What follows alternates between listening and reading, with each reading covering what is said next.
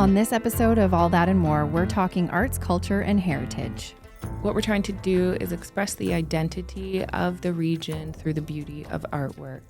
Artwork that's accessible to the public in public spaces and free for everybody to access. So we've been working with Michael for the last year and a half on the development of the Heritage Resources Management Plan.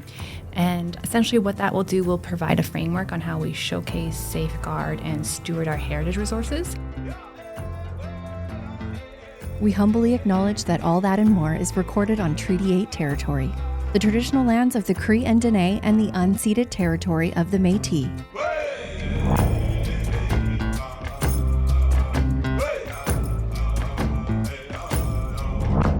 Thank you for joining us on another episode of All That and More, a podcast from the Regional Municipality of Wood Buffalo. I'm your host, Jillian McDonald. Today, I'm very excited to welcome my guests, Theresa and Jessica. They are both from Community Services here at the RMWB. Welcome. Thank you. Let's first start off with some quick introductions. Theresa? My name is Theresa Buller, and I work within the branch of culture and social development. And for that branch, my area of focus is public art and art-related activities. What I do is work with the Public Art Committee and other organizations and partners to plan programs and events that are all related to the arts. Beautiful. And Jessica? So my name is Jessica Berry. I am a coordinator with Culture and Social Development as well. My portfolio focuses on heritage projects, so heritage plaques, a heritage plan that we have in the works that I'll talk about in a little bit, and some culture projects as well. Perfect. Theresa, you mentioned that you hold the public art portfolio, and I'm sure there are a lot of residents out there that don't really understand what that means. So maybe could you give us like a Cliff Notes version of what that is? What we're trying to do is express the identity of the region through the beauty of artwork. Artwork that's accessible to the public in public spaces and free for everybody to access. Under that portfolio, I'm sure you have a lot of programs and events that are going on. What are some of like the highlights that have happened in the last 3 months, for example? Yeah, so one of the major highlights is the Mural Academy program. So that's been really well received. So we had great partnerships with Wood Buffalo Integrated Youth Network and with Nistuwayu Friendship Center. We worked with them to come up with a plan to create a program that was really youth-focused. What were the details of the program? Like, how exactly did that work? Great question. So I had the Public Art Committee reach out to multiple or send in a bunch of different artists that they were interested in bringing to the community to support the program. This resulted in AJ Loudon coming, an artist from Edmonton, a mural artist from Edmonton, coming to our community. We worked together to create a unique program for Wood Buffalo, which involved multiple different elements. So it started with AJ coming in to conduct an artist talk. And the artist talk really focused on his development, of course, but then what it means to be a mural artist, how to create portfolios, how to create a proposal, and then how to sort of move forward in that area if you never have before. After the artist talk, then we hosted the Mural Academy. And and that was really well received. It gave you a chance to work with aerosols, learn the tricks of the trade, and to do it legally. After the Mural Academy program, then we moved into doing the mini murals. And so the mini murals was something gave people the opportunity to practice the skills that they learned on these murals or through the Mural Academy.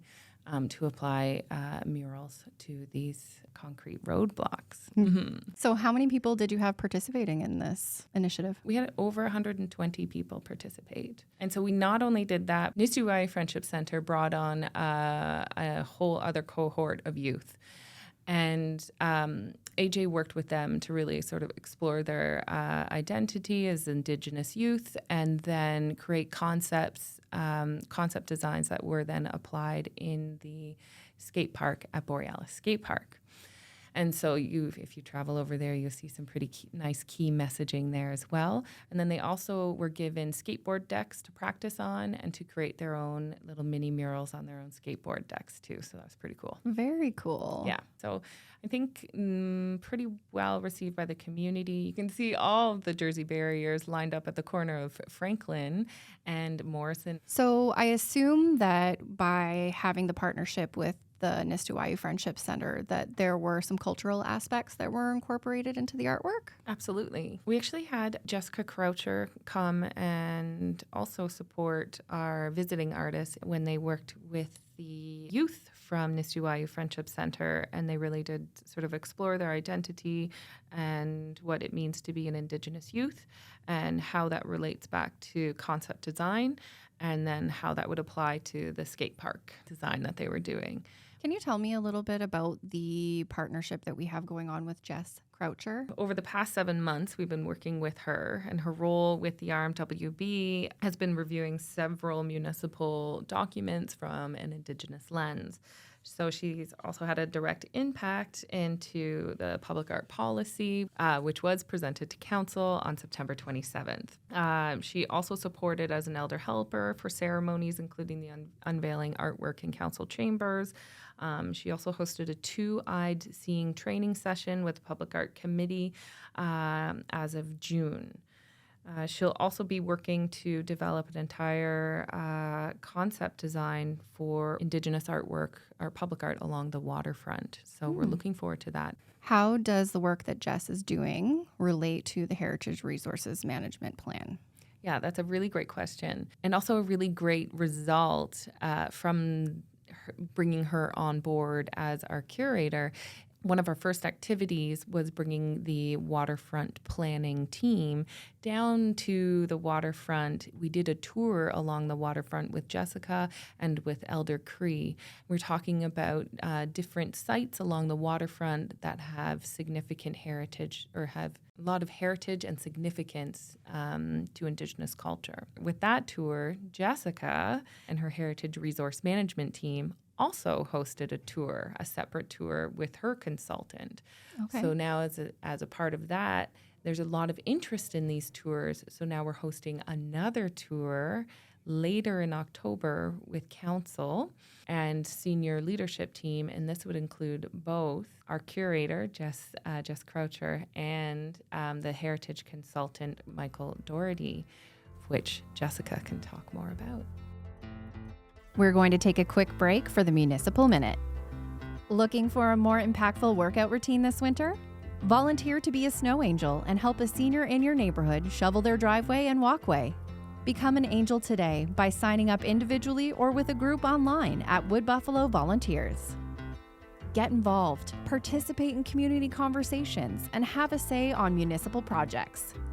Whether it's filling out a survey, attending an open house, or joining an online discussion, your feedback is important, and sharing it ensures your perspective will be considered when decisions are being made. Visit Participate Wood Buffalo to find all current public engagement opportunities.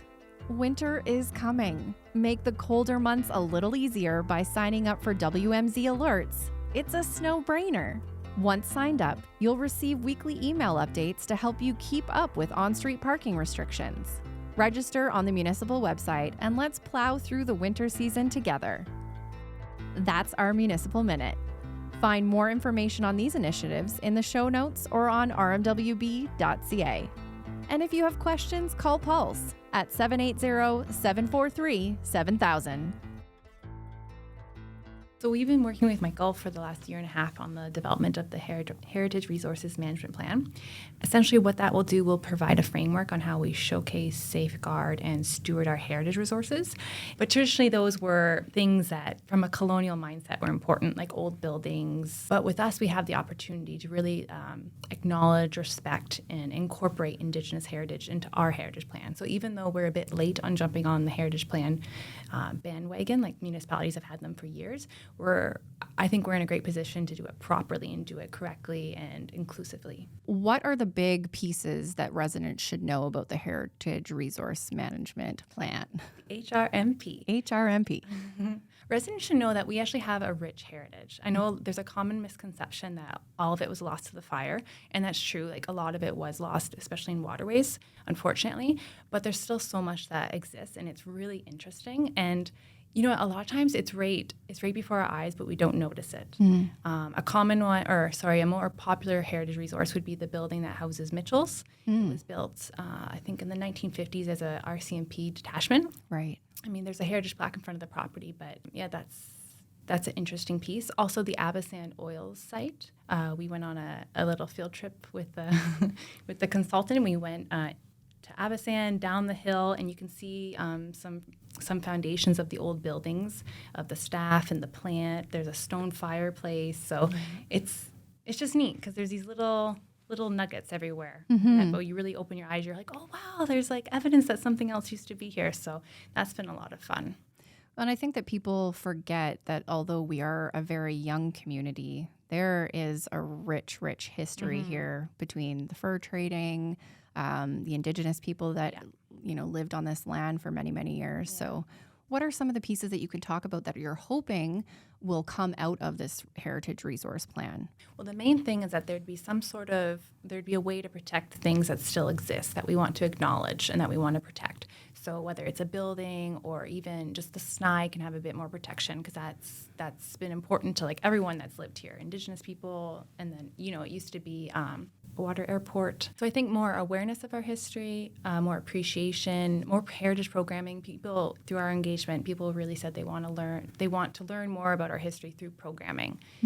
So this will just give us best practice. It'll give us ideas on what to do, what other people do that really work. We want to make heritage fun and make it exciting, and we want people to appreciate where we've come from. It sounds like you both have a lot going on in your respective portfolios, but I assume there's lots more to come. Can you talk about any of the initiatives that are coming up, say, in like the next 6 months to a year, or things that you're hoping to see? Most definitely. I can't wait. So 2023 coming on the horizon, there's going to be a lot of projects coming out through the Public Art Wood Buffalo portfolio. We hope to host another bench program. So this program, the pilot program, was just initiated this year and is just being finished up. But what it is an opportunity to connect our communities, because the region is so vast, through the beauty of the bench program. So we bring artists in to connect with a community, to do engagement with a community, a rural community, to learn more about it, and then to learn how they can come up with a concept that expresses that community through this unique bench design. So one bench will be placed in that community of inspiration, and then their sister bench will be placed in Fort McMurray, so in the urban core. Oh, very interesting. Yeah, so it's a really cool program. So pilot happened this year, still ongoing. So 2023, we are also expecting our 7th edition of Ignite. So later that fall, looking forward to that. And another program that we can be expecting in 2023 is a lease program. So Public Art Wood Buffalo is really looking to reinvest in local artists. We're looking to lease out your artwork and display it in specific areas or public centers, et cetera, within the region. So stay tuned for that program. And that gives us an opportunity to reinvest in the artist, but not necessarily own the pieces. And then another program that will be coming out, of course, is an artist and community program. So this is a true opportunity for community groups and artists to work together to come up with a project, research a project, and then follow through with installing the project on their own. So that'll be a really fun sort of, I wouldn't necessarily call it a grant, but more like a paid opportunity. Okay. For self-exploration. So there are tons of opportunities, obviously, potentially coming up here. Where can people get the information they need on all of these wonderful things? To learn more about the interesting opportunities for creatives who are looking to apply to some of these exciting programs or get information, please sign up for the artist roster, which can be found at www.rmwb.ca/publicart. And there you can find more information about heritage, culture, and public art. So again, if you would like to get more information on arts, heritage, and culture in the region, you can visit rmwb.ca/publicart, and we'll make sure that we have all this information in the show notes. Theresa, Jessica, thank you so much for joining me today. It's been great chatting with you and learning all about arts, culture, and heritage in our region. I hope you as residents have learned something too. I would love to have you guys back on again in the new year when we get rolling on some of these new projects. I think you guys have way more you can cover. We didn't even scratch the surface today. That's true. There's lots going on, which is really exciting. Thank you again for your time. I appreciate it. And we will definitely have you back on.